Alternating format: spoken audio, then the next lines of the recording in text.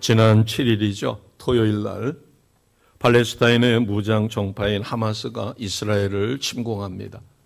20분 동안의 미사일을 5,000발이나 발사를 해서 어마어마한 살상이 일어납니다. 더군다나 안타까운 것은 전혀 무장을 하지 않고 초막절을 지키던, 그래서 밤새워 축제에 참석했던 사람들을, 전혀 무기라고는 없는 사람들을 무참하게 학살을 했습니다. 이제 일주일 정도 지났죠. 14일 날 공식적으로 양쪽에서 발표된 내용이 있더라고요. 하마스 쪽에서는 사망 3,500명입니다. 부상은 8,714명. 그럼 이스라엘 쪽에서는 사망이 1,300명으로 늘어났어요. 부상 3,436명. 그리고 가자지구 침공이 임박했기 때문에 110만 명이 이동을 해야 되는 상황인데 42만 3천 명이 지금 현재 피난을 했다고 합니다. 심지어 죽은 무장하지 않은 채 민간인인데도 하마스의 침공을 받아서 살상당한 사람 중엔 어린아이도 있었다는데, 특히 어린아이의 목을 베어 참소한 그 참상은 이루 말할 수 없는 거죠.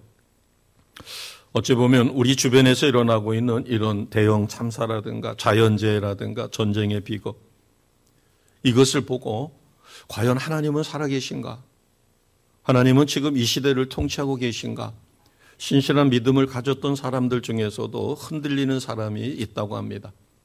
우리가 입장을 바꿔놓고 내가 유대인이라면, 이스라엘 백성이라면 하나님을 신실히 믿는데, 나는 무장하지도 않았는데, 전쟁에 참전하지도 않았는데, 그리고 내 자녀가 초막절 축제에 참석을 했는데 죽음의 시신으로, 그것도 비참한 모습으로, 더군다나 나체로 끌려가며 성희롱을 당하고 있는 그 영상을 본 부모는 얼마나 참담한 마음을 가졌을까. 이런 상황을 보고 사람들은, 특히 믿음의 사람들 속에서도 여러 가지 질문이 있을 수 있을 것입니다. 하나님은 이 시대에 무슨 일이 일어났는지 알고 계실까?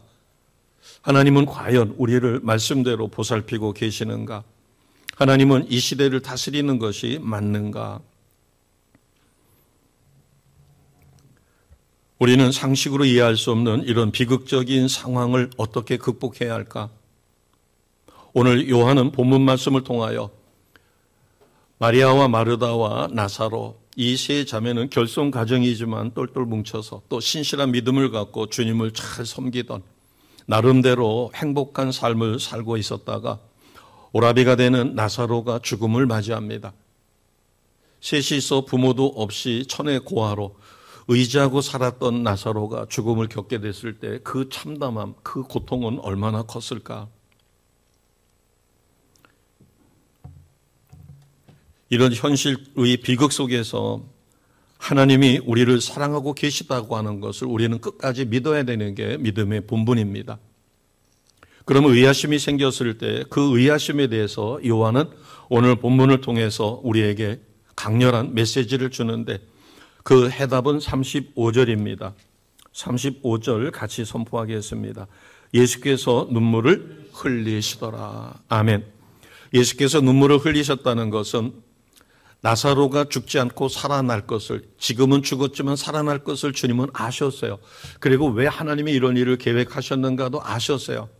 그러나 장례식장에 갔었을 때 그 자매의 슬퍼하는 모습, 그리고 그 주변의 사람들이 슬퍼하는 그 모습을 보고 측은히 여긴 뿐만 아니라 울음을 터뜨리셨다. 우리는 이런 시대적인 상황에서 첫 번째 질문이, 하나님은 과연 우리의 비극을 알고 계실까? 답은 우리가 이미 알고 있는 것처럼 하나님은 우리 시대에 나에게, 우리에게 무슨 일이 일어났는지를 알고 계십니다. 오늘 본문 말씀을 우리가 살펴보면 6절입니다. 6절 같이 가겠습니다. 나사로가 병들었다함을 들으시고 그 계시던 곳에 이틀을 더 유하시고. 아멘. 이틀을 더 머무르셨다. 나사로가 죽을 병에 들었다는 이야기를 그 자매를 통해서 전달을 받았음에도 통하고 이틀을 더 머무르셨다. 그런데 더 이해하기 어려운 것은 4절 말씀입니다. 11장 4절 같이 갑니다. 예수께서 들으시고 이르시되 이 병은 죽을 병이 아니라 하나님의 영광을 위함이요 하나님의 아들이 이로 말미암아 영광을 받게 하려 함이라 하시더라. 아멘. 죽을 병이 아니라는 겁니다. 그런데 나사로는 죽었잖아요. 그리고 하나님의 영광을 위해서 바꿔 이야기하면 예수님이 하나님의 아들이요 우리의 메시아로 이 땅에 오셨다. 그래서 메시아신 예수님을 믿으면 죽음의 권세, 사망의 권세까지도 정복해서 죽은 자를 살려내시는 예수님을 믿음으로 우리가 부활의 소망을 갖습니다. 이것을 위하여 하나님이 계획하셨다는 거예요. 자, 11절을 보시면 예수님이 뭐라고 말씀하시는가 하면 우리 친구 나사로가 잠들었도다. 근데 제자들이 나사로가 잠들었다 그러니까 나사로가 수면에 빠진 상태로 잠을 자고 있는 것, 죽은 것이 아니라 잠을 잔 줄을 알아요. 그러자 주님은 다시 정정해 줍니다. 그게 14절이에요. 나사로가 죽었느니라. 왜냐하면 나사로가 죽은 것을 분명하게 해줘야 나중에 가서 나사로가 살아났을 때 제자들도 내가 믿고 따르는 우리의 스승이 메시아구나. 부활의 주님이시구나. 하나님의 아들이시구나라고 하는 것을 확실히 믿게 되겠죠. 자, 지금 우리가 몇 가지 살펴본 이 내막을 보게 되면 예수님은 나사로에게 마리아와 마르다에게 어떤 일이 일어나고 있는가를 너무나 잘 알고 계셨다는 겁니다. 그러면 두 번째 질문이죠. 하나님은 진정으로 이 시대에 우리가 겪고 있는 이 어려움, 고통, 비극을 다 돌보고 계시는가? 35절 말씀에 보면 예수님은 공감하셨다는 거죠. 눈물을 흘리시더라. 자, 왜 나사로가 죽는 것을 두셨을까? 42절 말씀입니다. 42절 같이 합니다. 시작. 항상 내 말을 들으시는 줄을 내가 알았나이다. 그러나 이 말씀하옵는 것은 둘러선 무리를 위함이니 곧 아버지께서 나를 보내신 것을 그들로 믿게 하려 함이니이다. 아멘. 나사로가 잠시 죽어. 그러나 잠시가 아니죠. 나흘이나 되었을 때 시신에서 부패하는 냄새가 납니다. 불가능이죠.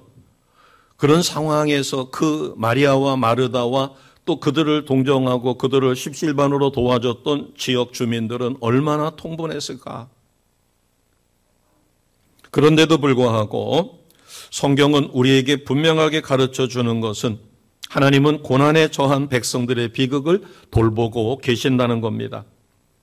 죽은 지가 이미 나흘이 됐어요. 시신에서 냄새가 나는 상황에서 예수님이 오셨어요. 자, 21절을 같이 합니다. 21절. 마리아와 마르다는 예수님이 메시아이신 것을 믿었어요. 그럼에도 불구하고 그 믿음의 고백뿐만 아니라 주님을 원망하는 원망투의 말을 한 것이 21절. 이것은 마르다의 말이고 32절은 마리아의 말입니다. 자, 21절 같이 합니다. 마르다가 예수께 여짜오되 주여 여기 계셨더라면 내 오라버니가 죽지 아니하였겠나이다. 아멘. 당연하겠죠. 우리도 아마 이렇게 이야기했을 것이에요. 메시아이신 주님, 주님이 여기 계셨으면 내 오라버니가 죽지 않았을 텐데 내 오라버니가 죽었습니다. 자, 32절을 보겠습니다. 뒤늦게 알았던 마리아가 주님 앞에서 고백한 내용이 32절이죠. 같이 갑니다. 마리아가 예수 계신 곳에 가서 배웠고 그 발 앞에 엎드려 이르되 주께서 여기 계셨더라면 내 오라버니가 죽지 아니하였겠나이다 하더라. 아멘.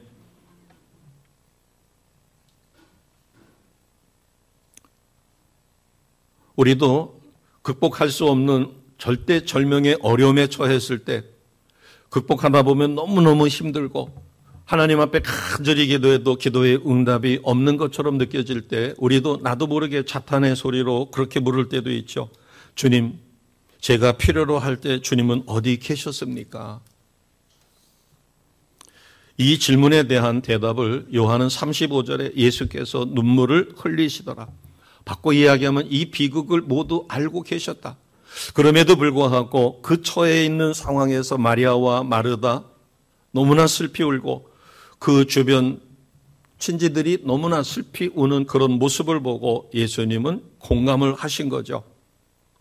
우리가 하나님이 나를 돌보고 계신다, 지금 이 상황을 지배하고 계신다라는 상황을 주어진 현실을 놓고 봤었을 때 우리는 현실을 바라보면 이해하기가 어렵습니다. 초막절을 지킨다라고 하는 것은 이스라엘 백성이 애굽에서 해방된 것을 지키는 거예요. 그리고 자신들이 나그네라고 하는 것을 잊지 않기 위해서 사막 한가운데로 나가서 그곳에 초막을 짓고, 초막이라고 하는 것은 텐트보다도 더 열악한 개념입니다. 햇빛만 가릴 수 있는 종려나무 가지나 이런 걸로다가 햇빛을 가리고 그 밑에서 생활을 하는 거예요. 이 초막절을 지키는, 그리고 하나님을 신실하게 믿었던 부모가 자녀가 처참한 모습으로, 특히 아직도 결혼하지 않았는데 그 아이가 벌거벗긴 채로 트럭에 실려가지고 시가 행진을 하는데 성놀이객감으로다가 전락했는데 그것을 보고 울면서 제발 아이를 돌려달라. 그 부모 입장에서 생각했었을 때 과연 하나님은 지금 이 상황을 다스리고 계실까? 우리는 현실 상황을 놓고 보면 오해할 소지가 큽니다. 하나님이 계시다면 어찌 저럴 수 있을까? 그러나 우리는 분명한 대답은 어디서 찾아야 될까? 그것은 말씀에서 찾되, 말씀에서, 어느 말씀에서? 하나님의 성품을 믿는 믿음의 말씀에서 우리는 찾아야 합니다.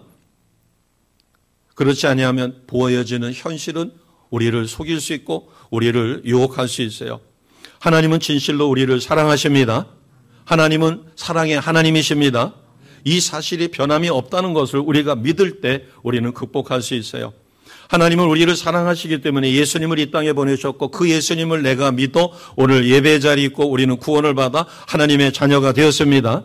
이 사실을 철저히 믿는 믿음, 이것이 흔들리지 않을 때 우리는 현실 상황에서 어떤 일이 벌어지고 이성적으로는 도저히 납득할 수 없는 상황이라 할지라도 우리는 하나님을 끝까지 믿게 됩니다.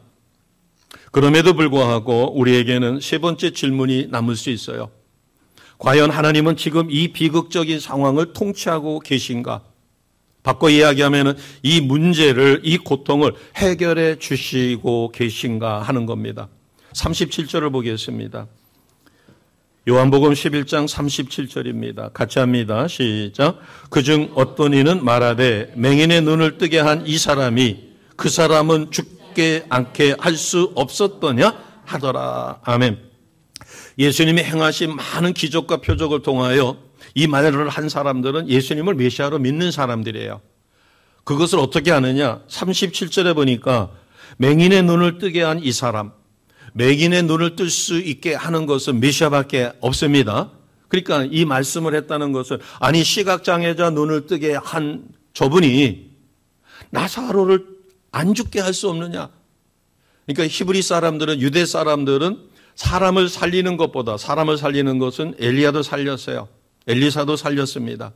선지자들도 살렸어요. 그러나 시각장애자의 눈을 뜨게 하는 것은 누구의 사역이에요? 그것은 메시아의 사역이에요. 예수님을 메시아로 믿었기에 맹인의 눈을 뜨게 한 이 사람이 나사로를 죽지 않게 할 수 없었더냐? 안타깝지요. 메시아의 능력으로 예수님을 메시아로 믿었던 그 사람들까지도 의아심을 가진 것입니다.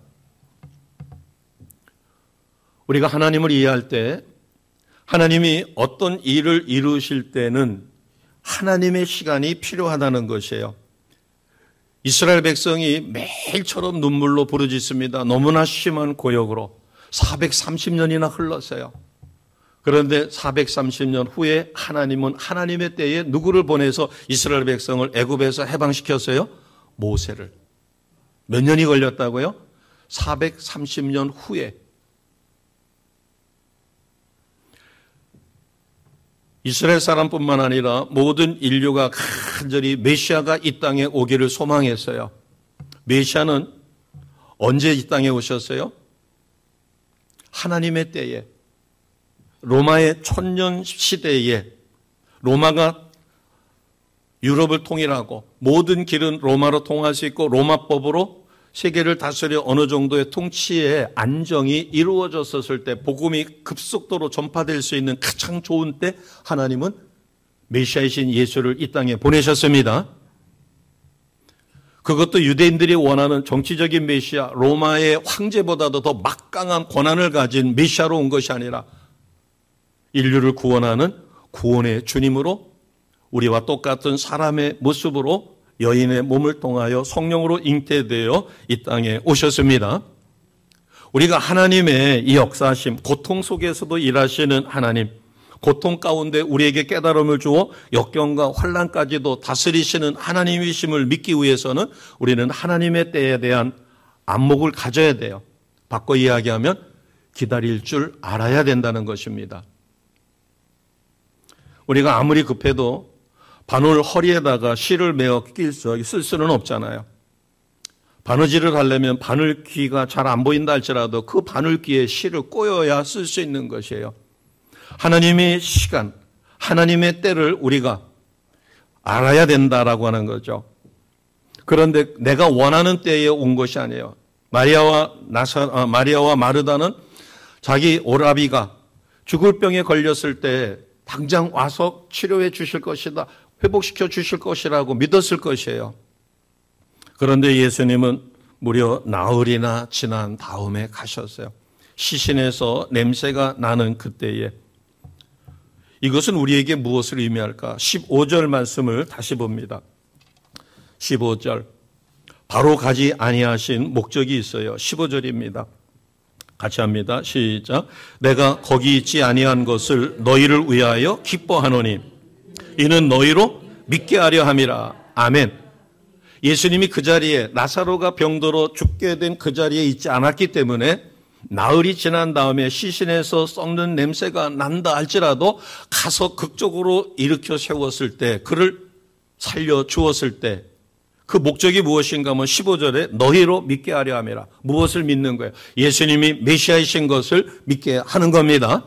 죽음의 권세, 사망의 권세까지도 다스릴 수 있는 예수님이신 것을 믿게 하기 위하여. 지금 내 발등에 떨어진 어떤 역경과 어려움이 있다면 왜 하나님이 그것을 허락하셨을까? 그것을 극복하는 과정을 통하여 우리는 믿음이 성숙합니다. 오늘 15절 말씀이 그것을 우리에게 가르쳐 주는 것이에요. 그러면 하나님은 잔인하지 아니하실까? 마르다와 마리아가 오라비가 죽음으로 인하여 그 고통이 얼마나 클까? 물론 그렇겠죠. 얼마나 클까요? 세상을 잃어버린 것 같을 것이에요. 그러나 나흘 후에 죽은 오라비가 다시 살아났을 때 마리아와 마르다가 얻을 수 있는 믿음의 성숙, 그것은 나흘 동안의 고통에 비하면 너무나 큰 것이 되겠죠. 바꿔 이야기하면 하나님의 역사심이 때로는 지체될 수도 있어요.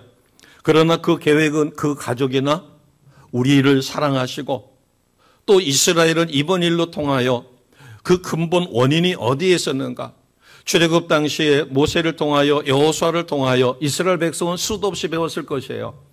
너희가 가나안 땅을 점령하게 될 것이다. 감나안 땅을 점령할 때는 그곳에 있는 원주민들을 사랑하고 섬기고 연합해서 살으라고 그랬어요. 모두 내쫓던지 진멸시키라고 그랬어요.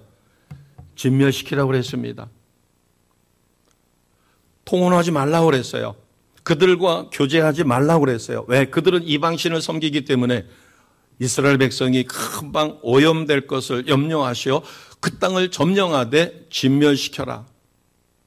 점령하는 과정에서 도망친다면 굳이 쫓아가서 다 죽일 필요는 없겠죠. 그런데 이스라엘 백성은 그 말씀을 끝까지 순종하지 못했어요. 그래서 남아있던 부족 중에서 오늘날 무수히 많은 아랍인들이 이스라엘을 공격할 수밖에 없는 것이고 이 전쟁은 끝없이 계속될 것입니다. 나사로가 다시 살아났었을 때 어떤 은혜를 얻었을까? 우리가 고통을 잠시 두고 그 고통이 극복되었을 때 첫째는 나사로와 그 가족, 즉 나사로 자신뿐만 아니라 자기는 이미 죽었잖아요. 죽었다가 다시 살았잖아요. 그리고 그것을 목격했던 마르다와 마리아, 그리고 그들을 사랑했던 주변 사람들은 말할 수 없는 기쁨을 가졌을 것이에요. 그들의 믿음이 와, 진짜 예수님은 죽은 자를 살리고 시신에서 냄새가 풀풀 나는 나사로를 살리시는 그 현장을 보고 많은 사람들의 믿음은 더욱 성숙했을 것입니다. 이런 믿음의 성숙이 오늘 우리의 것이 되기를 주님의 이름으로 축복합니다. 아멘. 이것을 다른 눈으로 보게 되면 하나님의 크신 은혜예요. 슬픔과 고통을 극복하고 주님이 주시는 기쁨과 보람과 감격을 누리려면 어떻게 돼야 돼요? 예수님이 메시아이신 것을 끝까지 믿어야 합니다.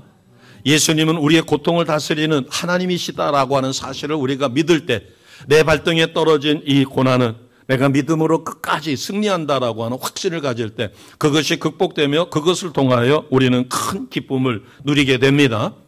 마르다와 마리아, 나사로 그리고 주변 사람들은 구원에 대한 확신과 구원의 감격에 사로잡혀 살아갈 수 있었을 것이에요. 저희들도 뜻하지 않게 장례식이 있습니다. 부모님이 소천하기 전에 찬양도 열심히 하고 사역을 했던, 그리고 그 부모님은 평소에 건강하셨기 때문에 건강에 대해서는 어느 정도 일가견이 있으셨던 것 같아요. 그런데 뇌혈관이 막혀가지고 긴급 수술을 할 수밖에 없었고, 그러나 그 이후에 깨어나지 못하셨어요. 우리가 상을 당하게 되면 와, 정말 죽음이 순식간이구나. 그리고 전혀 예기치 못한 상황에서 닥칠 수 있구나. 이것을 우리가 철저히 깨닫는다면 그 일이 나에게도 이루어질 수 있다. 평소에 건강했었는데 어느 날 의식이 좀 이상한 것 같아가지고 딸내미가 병원으로 긴급히 응급차를 통하여 갔지만 바로 수술을 했어도 회복되지 못했다. 우리는 전혀 예기치 못한 상황이 나에게도 언제든지 닥칠 수 있다. 그러면 우리는 그러한 죽음 앞에서 겸허해질 수밖에 없고, 나도 나의 남은 생애를 조심해야 되겠구나. 매일매일 한순간 한순간에 최선을 다해야 되겠구나. 우리가 수십 년 수백 년 살 것처럼, 죽음은 나와 아무 상관없는 것처럼 생각할 때 우리는 나태해지고 방심할 수 있지만, 그러나 그러한 죽음을 보고 우리가 다시 한번 나 자신을 경각하며, 내가 젊더라도 심장마비는 어느 누구에게도 올 수 있고, 뇌혈관이 막히는, 그 다음에 뇌혈관이 터져서 문제가 되는 이러한 병은 언제든지 생길 수가 있는 거죠. 그럴 때 우리는 마지막 심판을 생각하게 되고, 언제 어떤 순간에 그러한 상황이 내게 온다 할지라도 우리는 만반의 준비를 할 수 있는 매일매일 최선의 삶을 살아가게 될 것입니다. 이것이 오늘 본문 말씀을 통하여 우리가 어떻게 살 것인가, 살아가야 될 것인가에 대한 진지한 생각을 할 수 있도록 만들어 주시는 거죠. 이번 사건을 통해서 주님이 우리에게 주시는 교훈이 있습니다. 자, 25절, 26절 같이 선포합니다. 25절, 26절. 이것은 마르다에게 주신 주님의 말씀이지만 요한은 이 말씀을 통하여 우리에게 이것을 확신시켜주는 것이에요. 25절, 26절 아멘으로 받습니다. 시작. 예수께서 이르시되 나는 부활이요 생명이니 나를 믿는 자는 죽어도 살겠고 무릇 살아서 나를 믿는 자는 영원히 죽지 아니하리니 이것을 내가 믿느냐. 아멘. 죽은 나사로는 다시 살아났습니다. 또 살아있었던 마리아와 마르다와 그것을 목격해서 하나님 뜻대로 살았던 그들은 영생을 얻었어요. 자, 25절, 26절 말씀을 통하여 주님은 부활이시며 나의 생명이십니다. 이것을 우리가 확실히 믿는다면 우리는 이 험한 세상을 이길 수 있을 것이에요. 엘리 위젤이라고 하는 사람이 있습니다. 그는 루마니아 태생이지만 미국계 유대인 작가이면서 또 저명한 교수예요. 이 엘리 위젤의 자전적인 소설이 있는데 나이트라고 하는 그 내용에 보면 그가 아우슈비츠 수용소에서 겪었던 이야기 3가지가 소개가 됩니다. 첫 번째는 호송열차 안에서 사람이 죽어요. 그런데 죽은 시신을 그대로 두고 가게 되면 문제가 생기니까, 물론 포로 수용소에 가게 되면 아우슈비츠라고 하는 그 잔인한 수용소에 가면 도케스실로 가서 발가벗겨져 가지고 도케스실로 들어가면 도케스가 살포되면 거기서 죽으면 그 시신을 땅에다 묻어버리든지 아니면 화장을 합니다. 죽으러 가는 거죠. 그런데도 그 중간에 그 고통을 견디지 못해서 몸이 연약한 사람이 죽으면 그 죽은 시신을 아무런 죄의식 없이 열차 밖으로 내던졌다는 거예요. 만약에 평상시 같으면 그것은 불효입니다. 하나님에 대한 도전이죠. 어떻게 죽은 시신을 땅에다가 묻지 않고 버릴 수 있어요? 그러나 아우슈비츠 감옥으로 가는 호송 열차 안에서 죽은 사람의 시신을 아무런 죄의식 없이 열차 밖으로 내던지는 그것을 목격합니다. 두 번째는 빵 한 조각을 차지하기 위하여 자식이 부모를 죽이는 참혹한 광경을 목격합니다. 그 순간에 정말 신은 존재하시는가? 자비하신 하나님이 어떻게 이런 상황을 우리에게 허락하시는가? 우리가 문제가 있었다면 하나님을 믿는 유대인이라는 이유밖에 없는데 히틀러에 의하여 우리가 이렇게 어려움을 겪고 있는가? 세 번째 더 충격적인 일은 그 다음에 또 기록이 되어 있습니다. 어느 날인데 네덜란드 사람들이 탈출 음모가 발견이 됐답니다. 거기에 유대인 어른 둘이 동조를 했고 어린아이가 동조를 했다는 거예요. 이게 발각이 돼서 독일 간수가 모범을 삼기 위해서 교수대에다가 목매달아 죽였어요. 어른은 체중이 있으니까 교수대에 목매달아 가지고 의자를 치우니까는 그대로 뚝 떨어지면서 체중에 의하여 목관절이 콱 조이니까 얼마 가지 않아 바로 죽었어요. 그런데 어린아이는 몸이 가벼우니까 그 포승줄로 목을 맸음에도 불구하고 이게 목을 콱 조르지를 못하니까 어른보다도 훨씬 더 오랫동안 살아가지고 버둥버둥 하는 그 모습을 바라보게 됐을 때 그 처참한 광경을 또 독일 병정들은 눈을 똑바로 뜨고 그것을 보게 하죠. 그래야만 교훈을 삼는다고. 그 처참한 광경을 보고 있던 사람들은 들리는 듯 들리지 않는 듯 작은 신음을 내뱉었다고 그래요. 하나님은 도대체 어디 계시는가?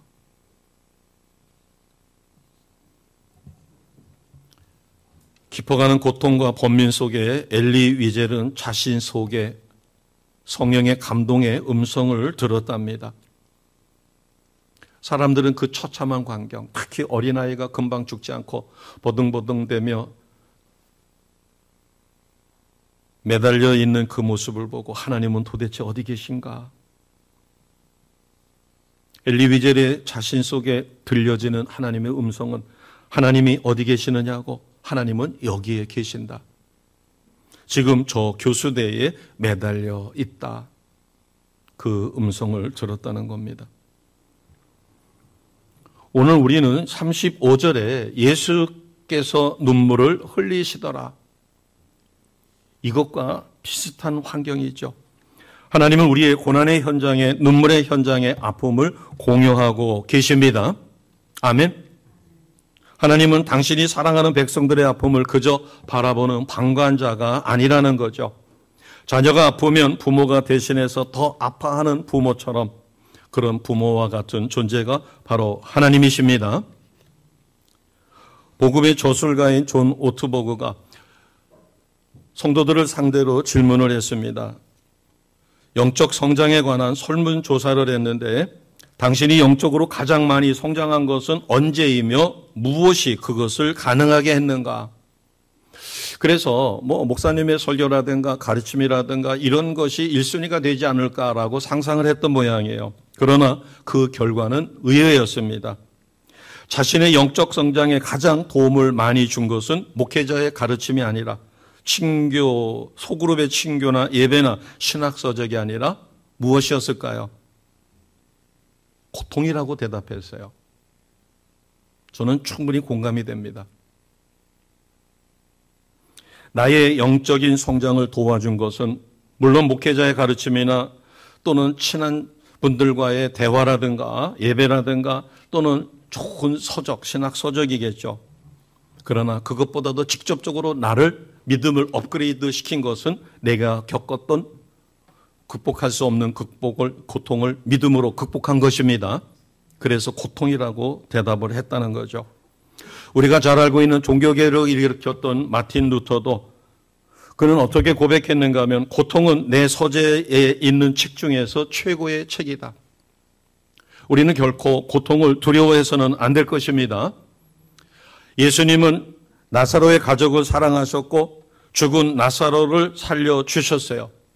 이것처럼 위험에 처해 있고 고통에 처해 있는 우리를 사랑하시고 그 고통으로부터 우리를 벗어나게 만들어 주십니다. 아멘. 예수님은 우리 인간을 누구보다도 더 잘 이해하시고 보호하시고 바른 길로 인도해 주셔요. 왜 그럴까요?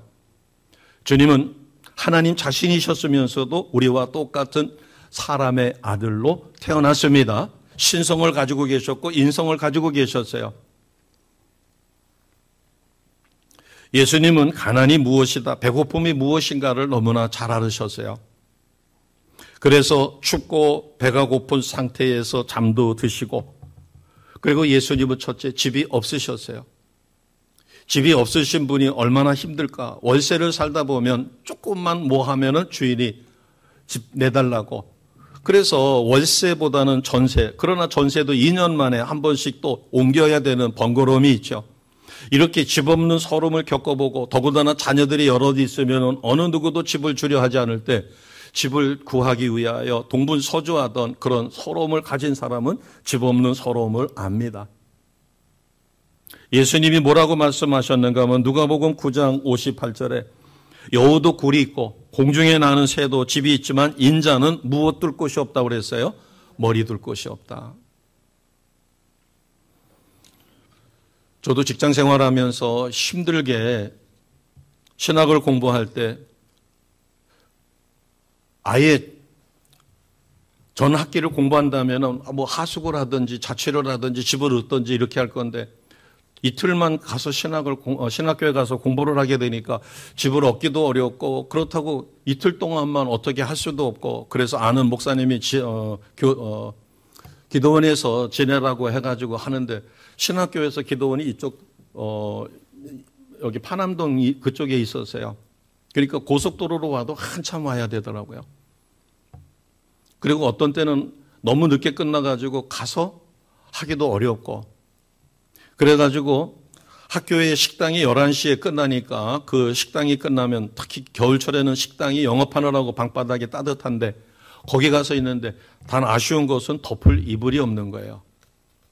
그래서 누군가가 방을 같이 쓰실 분 해가지고 전봇대에다가 그 쪽지, 손쪽지를 해놨더라고요. 그래서 그거를 했더니 자기가 식당에 알바를 하니까 식당으로 오라는 거예요. 갔는데 제가 좀 늦게 가가지고 식당 알바가 끝나고 그 청년은 갔어요. 주인 아주머니가 식당 주인이 왜 그 청년을 찾느냐고 물어서 방을 같이 쓸 수 있을까 해서 그런다고 그랬더니 얼마나 쓰시게요? 그래서 저는 월요일 날 저녁만 자고 월요일 날 저녁 하루만 자면 됩니다.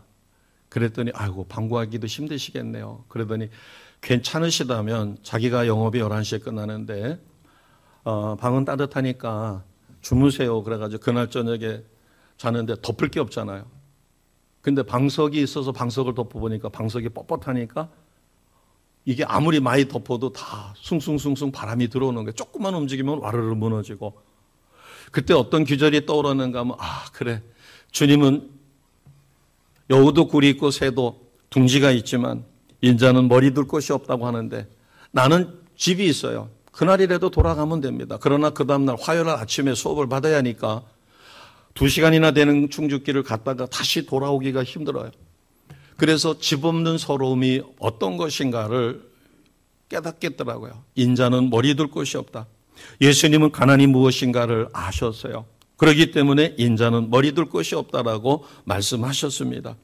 예수님은 탈진이 무엇인지, 슬픔으로 인한 고통이 무엇인지, 유혹의 그 어려움이, 시험의 어려움과 그 고통이 무엇인지 아셨어요. 자, 히브리 기자는 이것을 우리에게 이렇게 가르쳐 줍니다. 히브리서 2장 18절이에요. PPT에 준비했습니다. 같이 하겠습니다. 그가 시험을 받아 고난을 당하셨은 즉 시험 받는 자들을 능히 도우실 수 있느니라. 아멘. 주님이 시험을 안 당해 보신 것이 아니라 시험을 당해 보셨어요. 주님은 의롭고 거룩하고 선을 행했지만 그를 모함하는 사람들이 있지도 않는 모함을 해서 매장시키려고 하는, 그런가 하면 40일 금식을 했을 때 마귀에게 아주 집요한 시험을 받았어요. 시험을 받아 고난을 당하셨기 때문에 시험 받는 자들의 아픔과 그 고통이 얼마나 큰지를 아신다는 거죠. 이것도 우리에게는 큰 위로가 될 것입니다. 예수님은 죄가 없으시면서도 하나님 자신이셨으면서도 인류의 죄를 대신하여 십자가의 목숨을 거둘 때 하나님은 죄인 예수님을 외면하셨어요. 예수님은 죄가 없으시지만 인류의 죄를 대신했기 때문에 그 순간만은 하나님도 외면하셨어요. 그래서 주님은 그렇게 이야기합니다. 제9시쯤에 예수께서 크게 소리질러 이르시되 엘리 엘리 라마 사박다니, 이는 곧 나의 하나님 어찌하여 나를 버리셨나이까 하는 뜻이죠. 버림받는다는 것이 어떤 것인지를 알죠. 어떤 부모는 아이가 잘못하면 문 밖에다가 세워두는 체벌을 한다고 합니다. 그런데 그것은 가볍게 생각할 일이 아니죠. 어린이집에서 다른 야단을 쳐도 듣지 않던 아이를 마지막에 최고의 강수가 무엇인가 하면 아이들을 떨어뜨려 가지고 문 밖에 세워두거나 아니면 그 무리에서 따로 세워놓는 거예요. 그때 그 아이는 그 떨어진다고 하는, 버림받는다고 하는 그것이 얼마나 큰가를 알기 때문에 그 아이가 순응을 하게 된다는 거예요. 이 버림받는다는 것이 무엇인지 그 고통을 아시기 때문에 주님은 연약한 우리를 위하여 나는 너희를 결단코 버리지 않고 영원히 함께하겠다고 약속해 주셨습니다. 히브리서 13장 5절이에요. 아멘으로 받습니다. 히브리서 13장 5절 같이 합니다. 돈을 사랑하지 말고 있는 바를 독한 줄로 알라. 그가 친히 말씀하시기를 내가 결코 너희를 버리지 아니하고 너희를 떠나지 아니하리라 하셨느니라. 아멘. 주님은 버림받는 그 아픔이 얼마나 컸을까? 나의 하나님 어찌하여 나를 버리시나이까? 하나님이 자신을, 성부 하나님이 자신을 버리셔야 한다는 걸 알면서도 그 버림받는 고통이 사람들에게도 버림받고 믿음의 사람들에게도 버림받고 그것이 얼마나 큰지를 아셨기 때문에 나는 결코 너희를 버리지 아니하리라. 너희를 떠나지도 아니하리라. 슬픔 속에 있는 이에게는 이 히브리서 13장 5절 말씀은 큰 위로가 됩니다. 아멘. 예수님은 평범하게 사셨어요. 소박하게 인간으로서. 그리고 우리와 똑같은 삶을 사셨던 거죠. 배가 고파도 보셨고 목이 마르셨어요. 피곤해서 잠도 주무셔야 됐고 무엇인가 배우셨어요. 부모에게도 배우고 랍비에게도 배웠을 것입니다. 그리고 어려서부터 성장하셨죠. 그리고 기뻐하셨습니다. 그리고 화도 내셨어요. 때로는 괴로워했고 성부 하나님께 간절히 기도도 하셨어요. 그리고 믿음을 드러내 보여주셨고 성경을 읽으셨고 병든 자를 돌보며 치료하시며 그리고 그 병든 자들로 인하여 마음 아파하고 안타까워하셨어요. 특히 오늘 35절처럼 죽은 나사로를 보고 통분하여 울으셨어요. 이것은 바꿔 이야기하면 예수님이 우리와 똑같은 사람의 모습으로 사람으로서 겪었던 그것을 겪으셨다라고 하는 것은 우리에게 큰 위로가 됩니다. 자, 히브리서 4장 15절 말씀이에요. 제가 읽어드릴게요. 우리에게 있는 대제사장은 우리의 연약함을 동정하지 못하시리가 아니요 모든 일에 우리와 똑같이 시험을 받으시니로되 죄는 없으시느니라. 아멘. 저는 예수님이 우리와 같이 평범한 인간으로서의 삶을 32년 동안이나 사셨다는 거죠. 이 땅에 있는 33년이라는 세월 속에 배도 고프셨고 목도 마르셨고 우리와 같은 처지에 계셨기에 우리에게는 큰 위로가 됩니다. 오늘 우리가 이 시대에 이해할 수 없는 부분이 있어요. 단순한 액면 그대로 보게 되면 악한 사람이 세상에서는 저 잘 되는 것 같아요. 그러나 길게 놓고 봤었을 때 그것은 결코 진리가 아닙니다. 거짓은 언젠가는 들통이 날 것이고 설사 들통이 난다 할지라도 마지막 심판대 앞에서는 정직하게 드러날 것입니다. 우리가 이 세상을 사는 동안 인정받지 못하고 이 세상을 사는 동안에 어떠한 대우를 제대로 못 받았다 할지라도 우리에게는 마지막 보류가 있습니다. 마지막 심판의 날 재림 주님이 오셔서 심판하실 때 나의 수고하고 애씀은 그대로 주님이 나에게 갚아주실 것입니다. 그렇기 때문에 우리는 내 땅 나에게 겹친 그 어떤 어려움이라고 할지라도 그 어려움을 믿음으로 극복하며 그 극복을 통하여 하나님의 섭리를 이해하고 그 안에서 풍성한 은혜를 누립니다. 우리의 고통, 나의 고통을 아시고 위로하시며 함께해 주시는 분이 나를 구원하신 예수님이십니다. 내가 구원받았다는 사실 이 사실 하나만 철저하게 믿는다 할지라도 우리는 어떠한 역경과 환난을 능히 극복할 수 있어요. 우리가 겪고 있는 이 고통까지도 아시는 하나님, 나의 아픔과 슬픔까지도 아시고 계시는 예수님을 깊이 만난다면, 그리고 그 주님과 내가 동행하신다면 우리는 성령의 도움으로 어떠한 역경도 고난도 극복하며 나의 성숙한 믿음의 삶, 열매를 통하여 하나님을 기쁘시게 하고 주님을 기쁘시게 하며 하나님께 영광 돌리는 우리 모두가 되어지리라 확실히 믿습니다. 오늘 본문 말씀으로 우리의 고통을 아시는 하나님, 극복하시는 하나님, 그 하나님을 깊이 만나 누리시는 우리 모두가 되시기를 다시 한번 주님의 이름으로 축복합니다. 기도드리겠습니다.